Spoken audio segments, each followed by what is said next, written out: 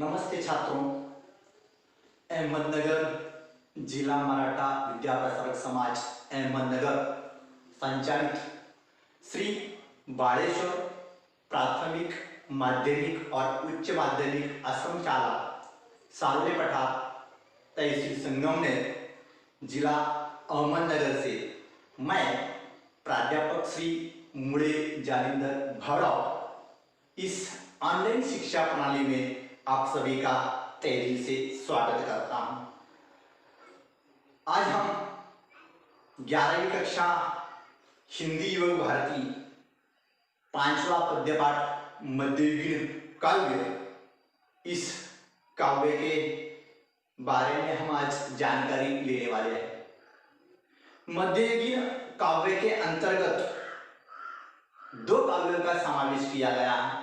अ भक्ति महिमा, जिसके कवि है संत दादू दयाल, और आ बाल लीला, जिसके कवि है संत सूरदास। इन दो मध्ययुगीन काव्य में से आज हम पहला जो मध्ययुगीन काव्य है अ भक्ति महिमा, इस भक्ति महिमा काव्य के बारे में हम आज जानकारी लेने वाले हैं। तो चलिए हम पहले कवि परिचय देखेंगे। संत दादू दयाल का जन्म 1544 को अहमदाबाद गुजरात में हुआ। आपके गुरु का नाम बुद्धन था। प्रारंभिक दिन अहमदाबाद में व्यतीत करने के पश्चात सांबर राजस्थान में अपने जिस संप्रदाय की स्थापना की वह आगे चलकर दादूपंथ से विख्यात हुआ। सामाजिक कुरीतियां, अंधविश्वास संबंधी मिथ्याचार का विरोध साखी तथा पदों का मुख्य विषय है। आपने कबीर की भांति अपने उपासकों को निर्गुण और निराकार माना है। हिंदी साहित्य के निर्गुण भक्ति संप्रदाय में कबीर के बाद आपका स्थान अन्यतम है। संत दादू दयाल की मृत्यु 1603 में हुई।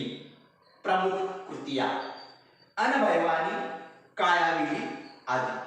काव्य प्रकार साक्षी, साक्षी का अपभ्रंश है जो वस्तुतः दोहा छंद में लिखी जाती है।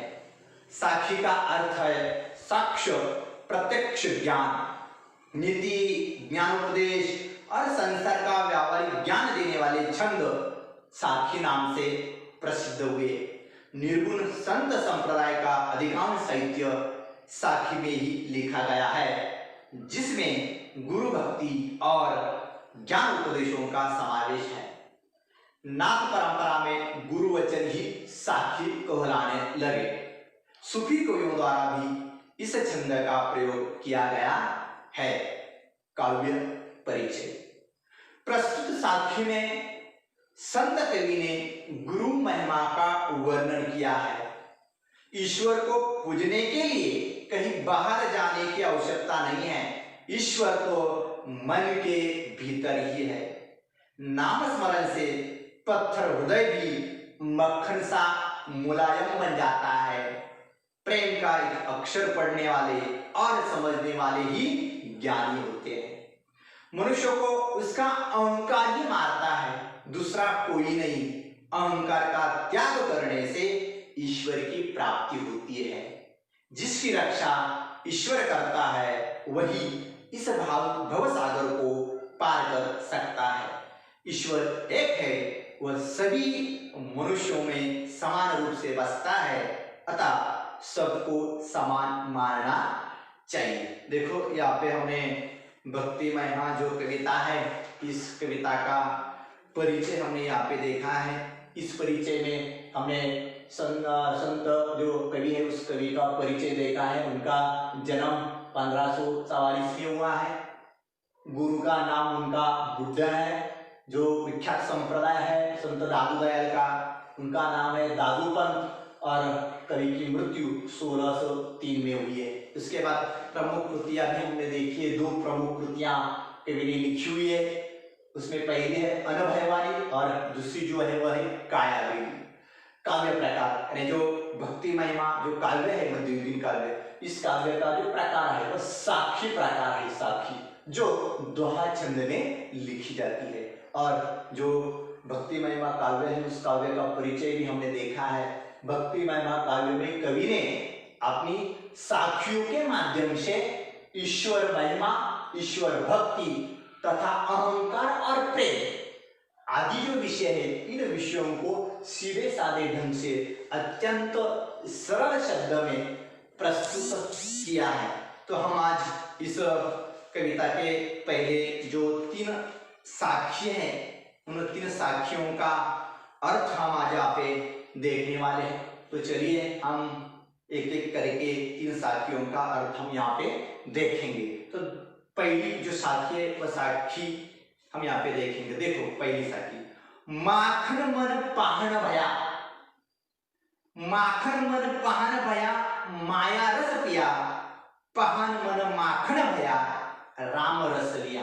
प्रस्तुत पहली साखी में कई संत दादू दयाल ने माया मोह में डूबे हुए या माया मोह में लिप्त रहने वाले तथा भक्ति रस का पान करने वाले जो लोग हैं इन 2 लोगों की तुलना प्रस्तुत पहली साखी के माध्यम से कवि ने की है। माया मोह में लिप्त रहने वाले और भक्ति रस का पान करने वाले लोगों की तुलना करते हुए संत कवि यहाँ पे कहते हैं कि जो लोग माया रूपी मोह में डूबे रहते हैं अर्थात माया रूपी रस का पान करते हैं, यानी क्या कि जो लोग भोग विलास आदि में हमेशा डूबे रहते हैं, ऐसे लोगों का मक्खन के समान कोमल जो हृदय है वह हृदय सूख कर धीरे धीरे पत्थर जैसा बन जाता है। उसके विपरीत जो लोग भक्ति रस का पान करते हैं यानी हमेशा ईश्वर का गुणगान करते हैं, हमेशा ईश्वर की प्रार्थना करते हैं, ऐसे लोग भक्ति रस का पान करने वाले उनका जो पत्थर के समान हृदय है वो पत्थर के समान हृदय पिघल कर वह मक्खन जैसा मुलायम हो जाता है, अर्थात उनका हृदय प्रेम से भर उठता है।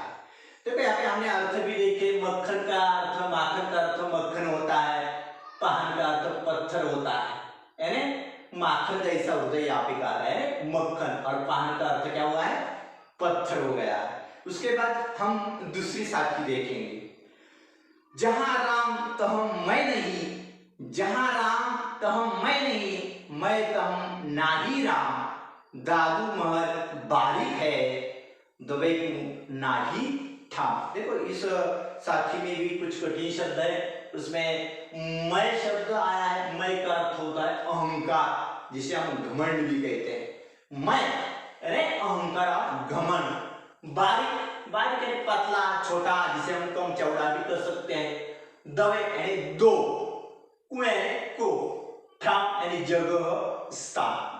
देखो इस दूसरे साखी के माध्यम से संत दादू दयाल क्या कहते हैं, जहां राम तहम मैं नहीं, मैं तहम नाही राम।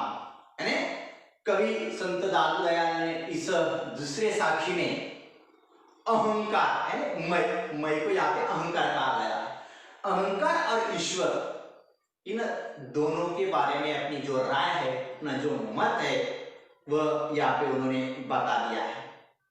कवि कहते हैं कि अहंकार और ईश्वर दोनों कभी भी एक साथ नहीं रह सकते। जो व्यक्ति अहंकारी होती है, जिस व्यक्ति में घमंड होता है, जो व्यक्ति खुद को श्रेष्ठ मानता है, ऐसे अहंकारी व्यक्ति से प्रभु हमेशा दूर रहता है। और जो व्यक्ति प्रभुमय हो जाता है यानी ईश्वर का गुणगान गाता है, प्रभु की प्रार्थना करता है, ऐसे प्रभुमय व्यक्ति में कभी भी अहंकार नहीं रहता। और आगे दूसरी पंक्ति, दादू महल बारीक है विवेक नाही ठाम। कवि संत दादू दयाल कहते हैं कि मनुष्य का जो हृदय होता है वह मनुष्य का हृदय एक संकरे महल के समान होता है, यानी इतना छोटा है होता है मनुष्य का हृदय, पतला होता है, कम चौड़ा होता है।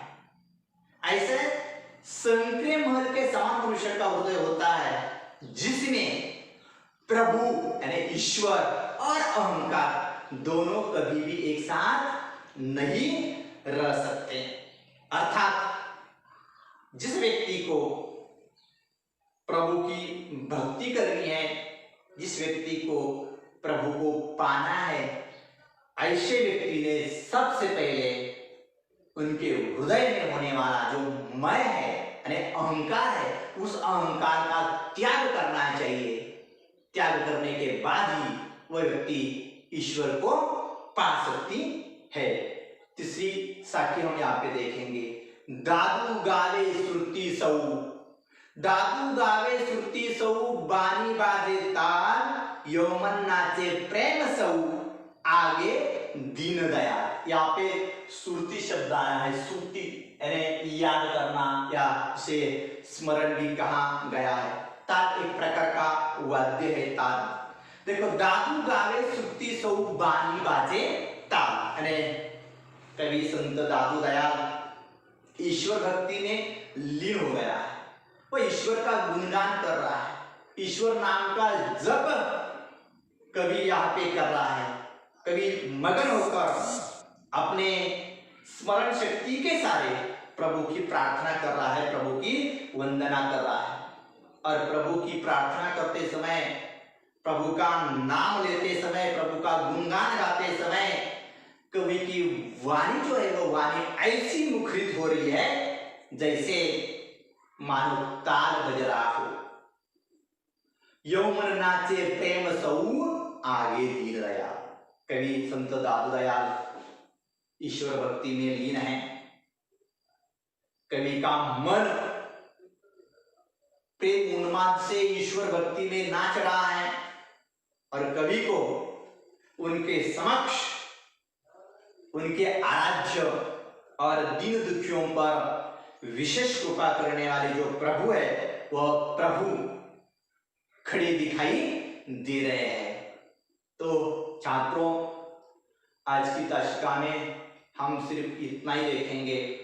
जो 7 साखी रह गई है वह 7 साखियों का अर्थ हम कल की ताशिका में देखेंगे। चलिए, तब तक के लिए हम आपसे विदा लेते हैं। Thank you.